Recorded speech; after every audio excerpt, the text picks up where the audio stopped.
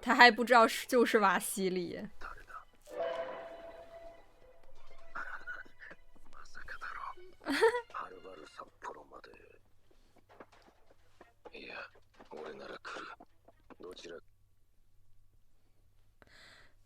脑电波对上了，就是这么的执着，互相都非常的理解彼此在想什么呢。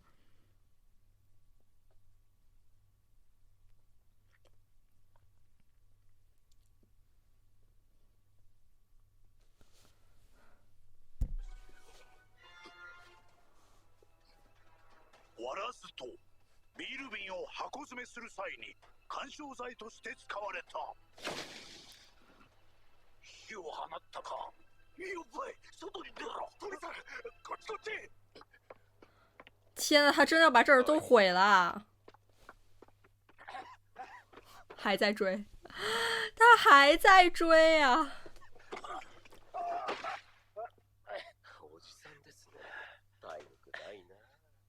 竟只殴打老人。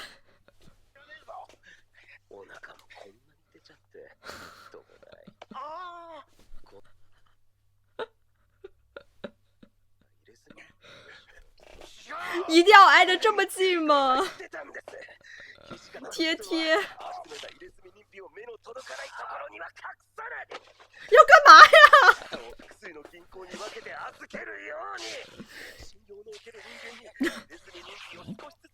大家不要外放，好吧？大家看的时候记得戴着耳机。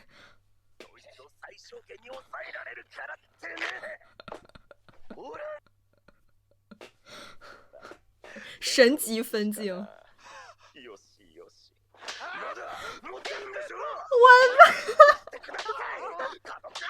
怎么还有啊？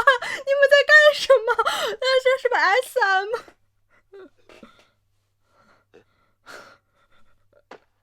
一定要有这样子，一定要有这样的虐待吗？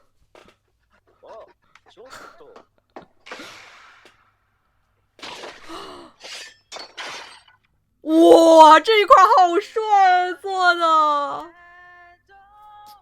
哇，两个人反应都超级的迅速。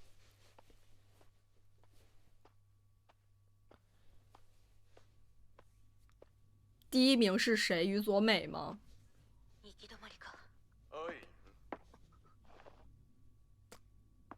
あなた、その服、アイヌでしょ？私、アイヌの素晴らしい話聞きました。アイヌの女しかいない島の話です。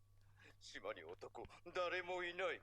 でも、その島の女性は東の風にお尻を当てると子供ができます。素晴らしい。やっぱり女性は一人で子供を産める。あ？ねえ、あちゃん、メナシパって島があるの知ってる？换牙的阿西帕太可爱了。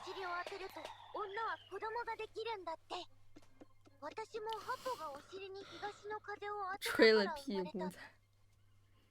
アシリパが生まれたのは私がお前の母ディラッテとウーラムコテしたからだよ。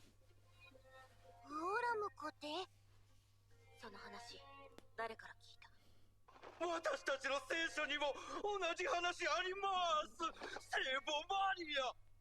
お前がジャック・ザ・リッパーだな。だからあの女たちは間違ってる。私があの女たちの罪を。圣经也是被黑了。そんなつまらないことで女たちは殺されなければならなかったのか。あなた、東の風にお尻当ててみてください。子供ができるの確かめたい。あなたもそうして生まれてきたアイヌでしょ。死变态，我真受不了了，还对小女孩说这些。愛し合って生まれたんだ。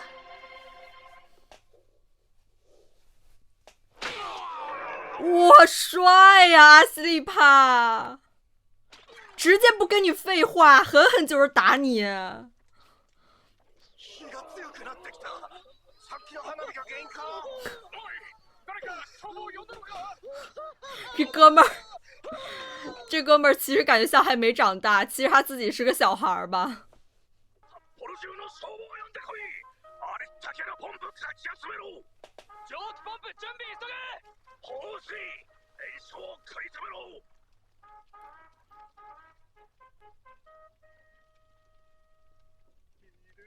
みんないる。海賊までいる。いいぞ。やっぱり新聞で噂の犯人を捕まえに来たんだ。よーし、ここしかない。わっせわっせ。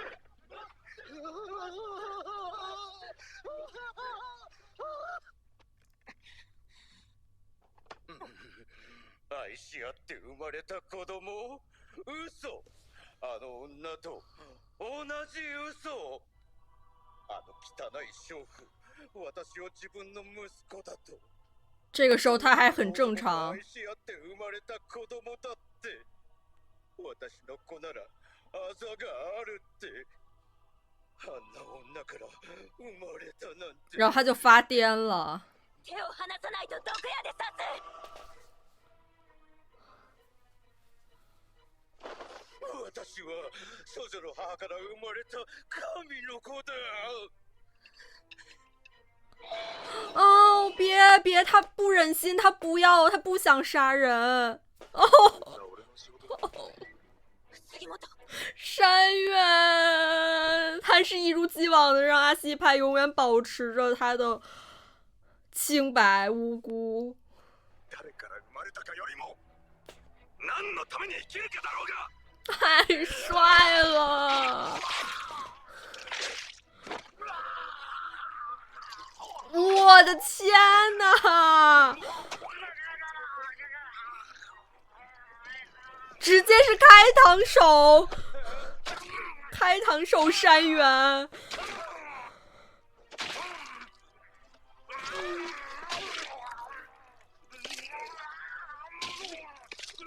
我天哪！他怎么还能行动啊？山原也是枪击击中了。对待这种变态，就不能心慈手软。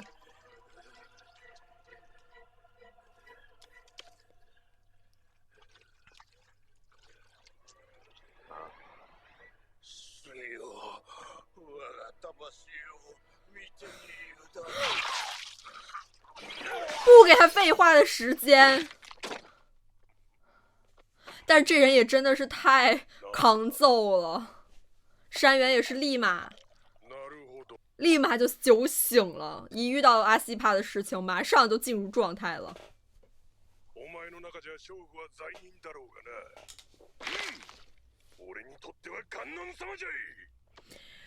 牛山超级正义的。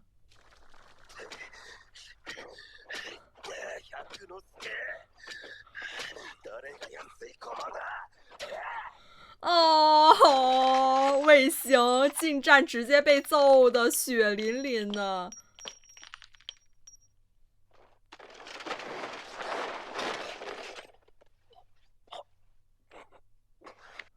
宇佐美是真的厉害，毕竟他以前也是学格斗柔术嘛。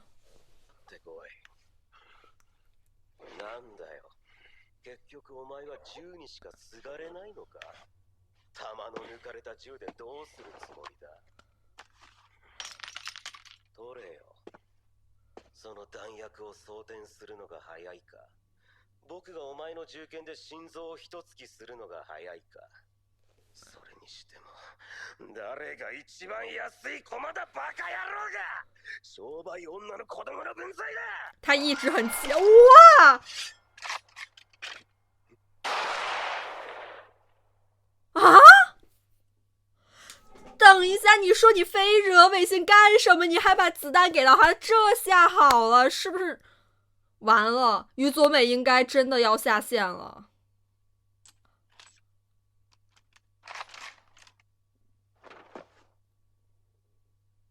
哇！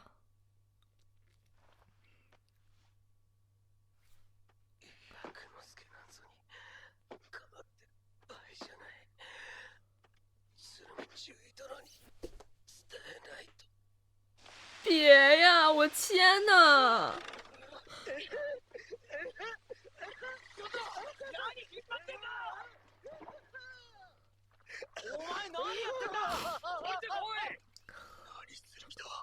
这人真太抽象了，那哥们儿。誰から生まれたかよりも何のために生きるかだろうが。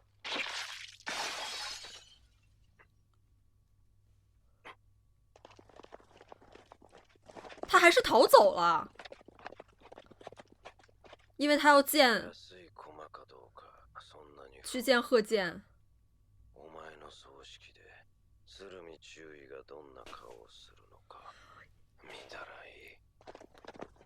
就像他想看他爸爸知道永作死了会对他有什么样的表情。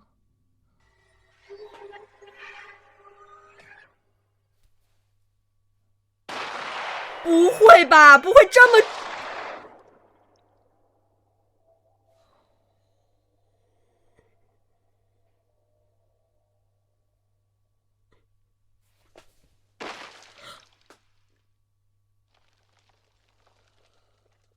这是真实的吧？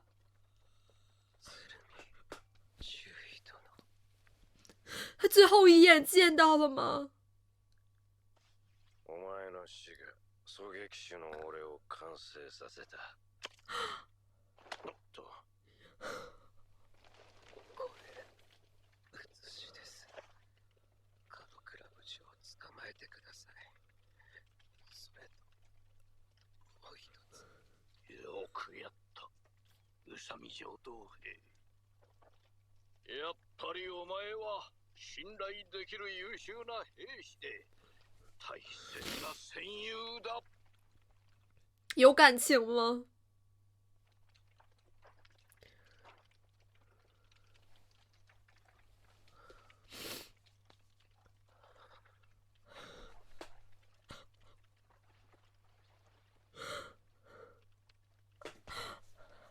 我的。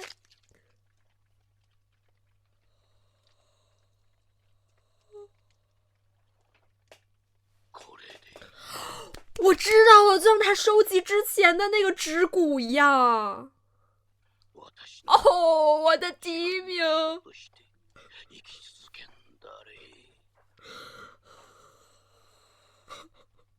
他好幸福啊！我亲爱的宇佐美。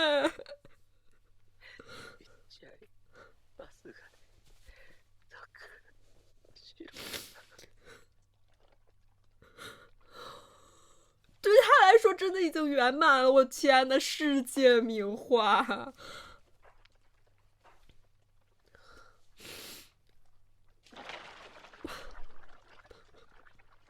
他有一种死而无憾的感觉了。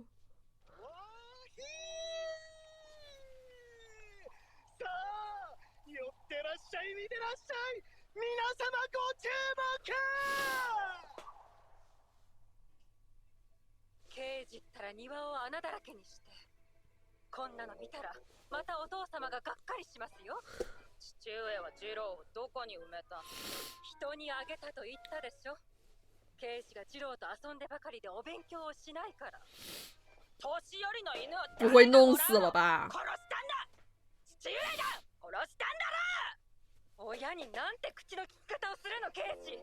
あなたおかしいわよ。お父様が聞いたらがっかりしますよ。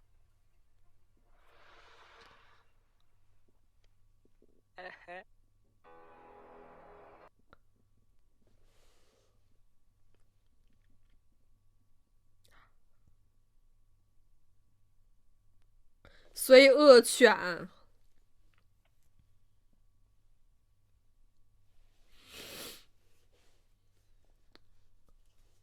要报复自己的父母，甚至这个犬应该那个点应该在那个上面，还是说他们就是这么写？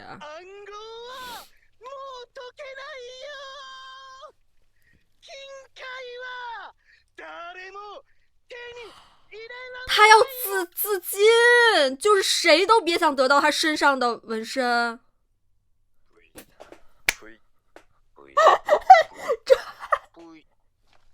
无人在意，大家都觉得神经病，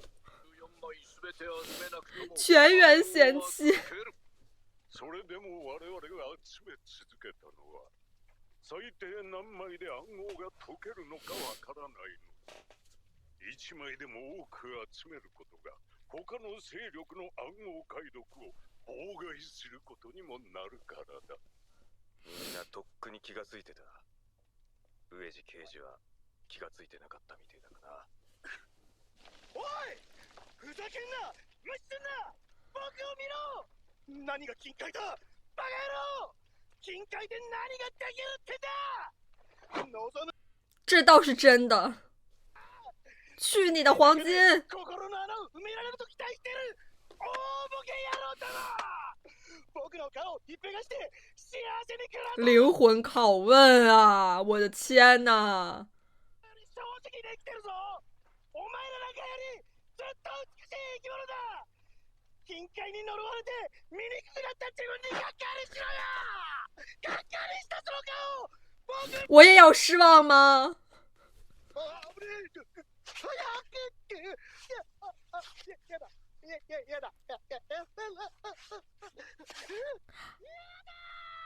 他不会就这……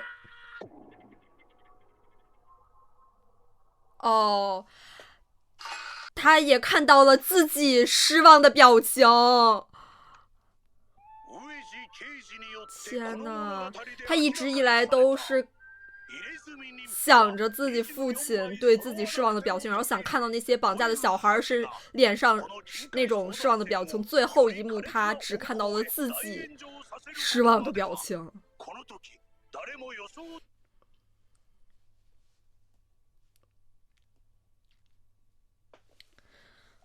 最后也是活成了小丑吧。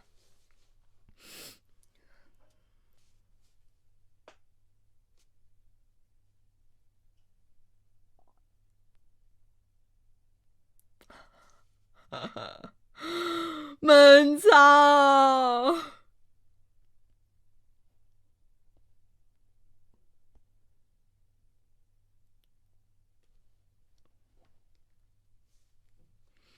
没想到门仓本来是最危险的，结果于佐美下线了。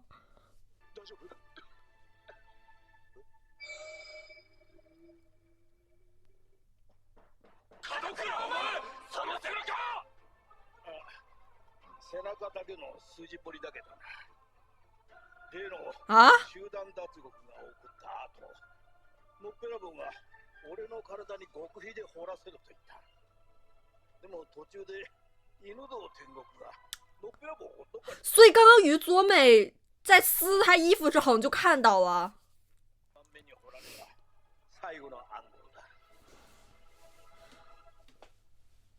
最后3个人皮都拿到了。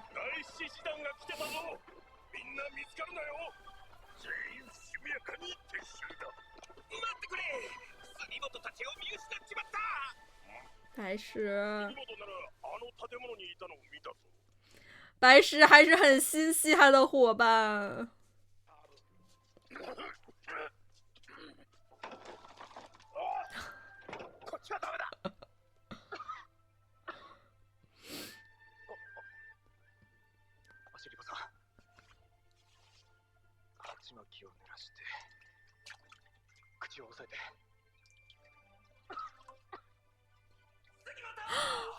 白石。出口はそっちか。シリパちゃん、出口はこっちだ。出てこれるか。他总是在救他们于水火之中。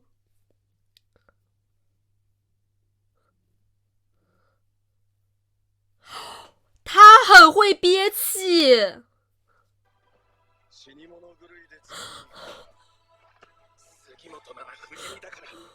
王太郎说得好啊。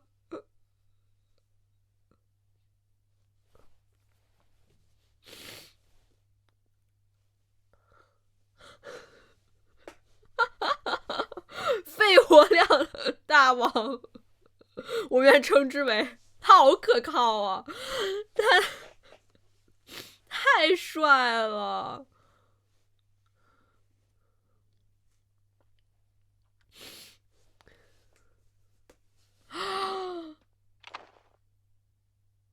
哦，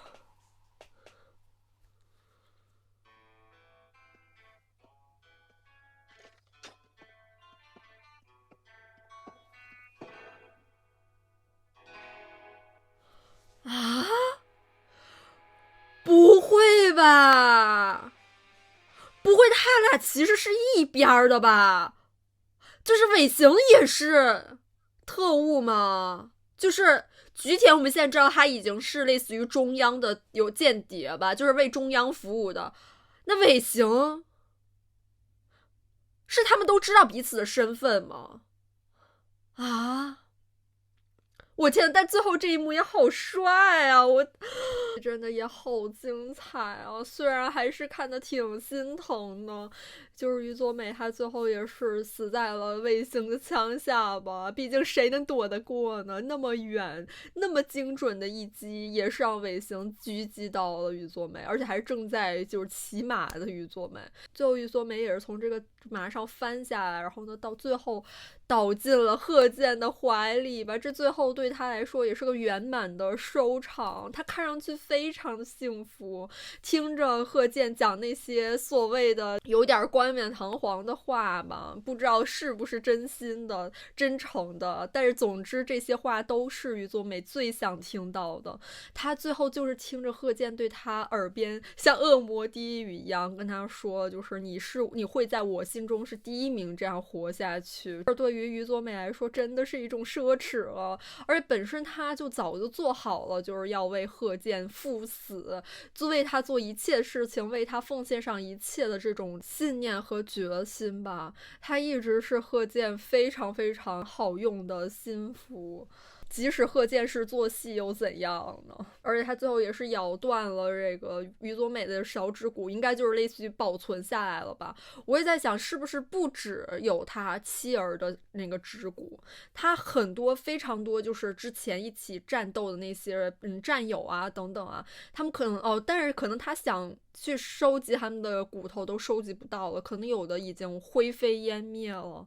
我觉得这一点还挺心疼的。就这些指骨应该也算是贺建悼念这些逝去人的一种方式吧。话又说回来，于佐美也是自己惹祸上身吧，就是他非得要去说尾行什么娼妓之子之类的，这完全就等同于在尾行这雷区蹦迪吧。那尾行当然不会放过他了。我不得不说，这一集就是尾行他用舌头去装蛋，真的是我真的太喜欢这一幕了。就要这种男鬼味儿，马上就溢出屏幕了，我真太美味了。然后我就要不得不去讨论一下这个尾行为什么会觉得就是去狙击掉于佐美，让自己这个狙击手的身份更加的完整了吧。我觉得可能有几层的这个含义。一个呢，就是于佐美她从之前的时候，就是之前的闪回，她其实就多少看穿了尾行的一部分。当时也说尾行没人爱，然后呢在闹别扭，包括她也吐槽尾行就是杀了永作也得不到父爱啊等等，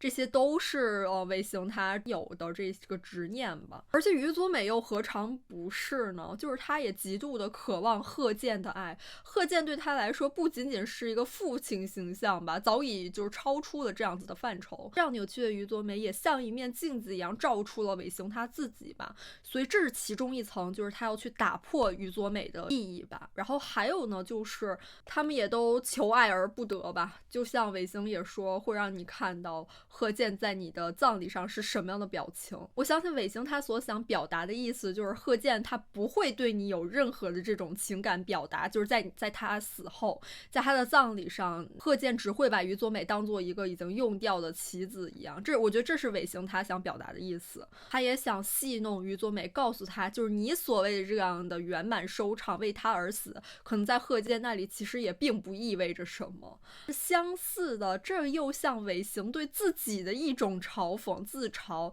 因为他也想要去得到父爱，他不惜去杀掉永作，他还是没有得到父亲的注视的目光吧。他就想去证明于佐美你也不过是一个棋子，你也会竹篮打水一场空。当然了，这一切都基于尾行他对贺建的这个看法吧，因为他会觉得贺建这些都一切很假惺惺，他会觉得他就算是对于佐美甜言蜜语，那也是假糖。但看到这里，我们仍旧不能完全确认贺建他到底对这些下属们是一个什么样的情感。当然肯定利用啊、工具人啊这样子的属性居多。其实包括他真的最后跟于佐美说的那些话，也有点像套公式一样，他知道这些话是于佐美最爱听的，所以他讲给他听。但是呢，贺建我觉得他一部分的就是心已经永远留在了过去吧，所以他可能也没有更多的这样子的情感或者说是真实的情绪能再放到现在的人身上了。他的一部分已经永远停滞到了曾经就是和他的妻儿还有和他的战友吧，抱着就是已经厌弃的于佐美，他的脸上有一片阴影吧，就是其实也让我有点心疼。我也很想知道贺建此时在想什么呢？最开始他妻儿被射杀的时候，他们那个也有一场大火了，不如同现在啤酒厂的大火一般，身边的人也是不断的在离开吧。不过于佐美也是到死都活在自己的幻象里吧，还真觉得自己对于贺建是非常非常重要的。这也为什么他非常记恨尾行之前吐槽他就是被嫌弃的棋子嘛。于佐美在我看来更像是主动献祭的棋子。这下尾行也是完成了自己类似于像是最后一片拼图一样吧，他也像完成了一场蜕变。这一集的尾行真的看得我又帅又让人毛骨悚然了。不过我还是非常好奇他真实的身份的，我还没有想过他还会有另一层身份，就是他真的有可能跟菊田他们是一伙的。这一集这个开膛手杰克应该是这些犯人里面算是死的最惨的吧，最惨烈的。石安元最后去暴揍他，包括就是一击也是枪击命中了这个开膛手杰克，是非常的帅气。明明上一集结尾的他还在打醉拳，马上就是在阿西帕要真的动手杀人之时，就来到阿西帕身边，已经非常清醒的状态了。也很喜欢就是山原最后说的吧，就是重要的不是你的父母是谁，而是你为什么而活。就毕竟父母吧，毕竟自己的父母是谁这件事情，我们自己是无法就是去左右的。我们作为子女的这种观念、价值观，还有这种信念，都是我们可以自己去决定的。其实也多少有点像，也讲给了阿西帕听吧。山原他也一直不希望就是阿西帕受到自己父亲或者说是父辈这样子的这个影响，必须让他去传承什么，一定要让他去继承什么意志之类的。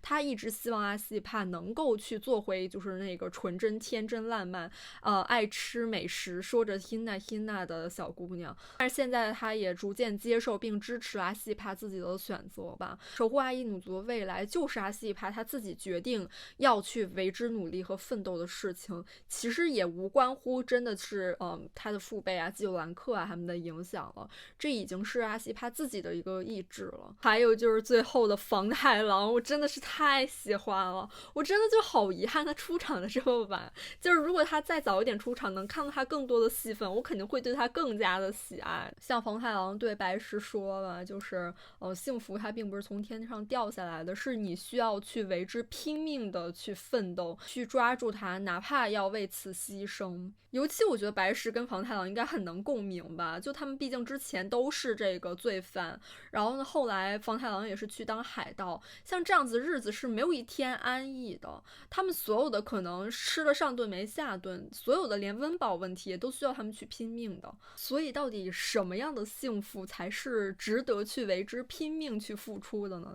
其实这个又回到了就像这一集这个逃犯，就是恶犬这个逃犯他所控诉的，他就是在那说去你的黄金你以为黄金就会让你幸福吗？就是你们只需要黄金去填补你们内心的空洞啊什么的，毕竟黄金它一定就是代表着大家不一样的欲望吧，不管是土方他的这个复兴愿望，还是这个贺建他要去侵略满洲的这个欲望，各种各样其他的人他们也愿意想去拼这个黄金，也可能也是为了就是让自己过上更好的这个生活。就像这个逃犯所说的，你以为黄金金能够满足你所有的愿望吗？真正拿到了这样子一大笔财富的人，他只会被更大的欲望所吞噬吧。这是一个毫无止境的，比如说有了一片这样的土地之后，还想要其他的更多的土地，就是这样子的空洞是无法被填满的。很多东西都是黄金它所换不来的吧，就像是这种伙伴的羁绊啊，像山原对于阿西帕呀，更多的还有像是尊严呀、信念呀。如果真的就觉得拿到黄金就无敌了，就万能的，有这样子的执念的人的话，只会被反噬吧。那这一视频就要结束了，我们下次再见啦，拜拜。